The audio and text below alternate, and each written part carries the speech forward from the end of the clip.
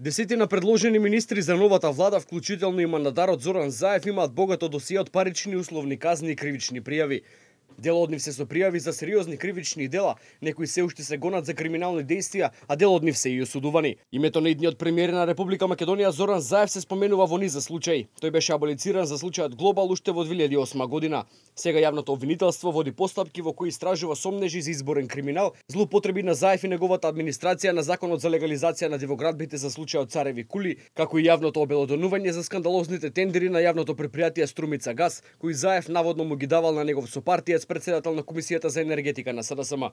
Против лидерот на СДСМ во теки еден судски процес за случајот Подкуп, во кој е осомничен за барање мито од 200.000 евра за изградба на црква во општина Струмица. Тој беше обвинет и во случајот Пуч, но овој случај беше затворен од специјалното јавно обвинителство.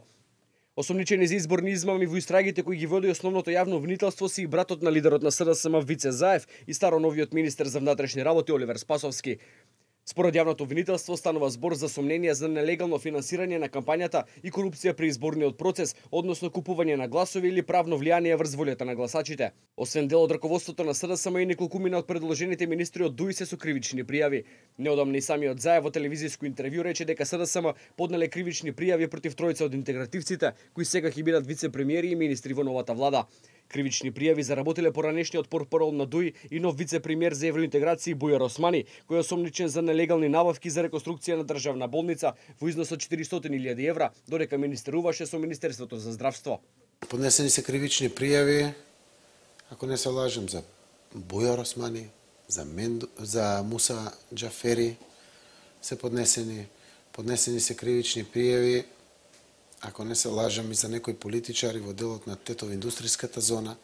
Се тоа моите адвокати подобро го знаат, се поднесени, но не е толку важно што ние сме поднеле кривични пријави. Треба тоа да го докажат. Специјалното јавно обвинителство со примањето на материјалите ќе види што тоа има криминал и во другите случаи и нека цени. Името на новиот министер за животна средина Садула Дураку пак се споменува во извештајот на Државниот завод за ревизија, според кој за време на неговото раководење со Министерството за земјоделство фалеле милиони евро од трезорската сметка. И поранешниот градоначалник на Струга, кој е новиот предложен министер без ресор Рамиз Мерко, е осомничен за злоупотреба на службената должност и е под истрага од страна на основното јавно обвинителство.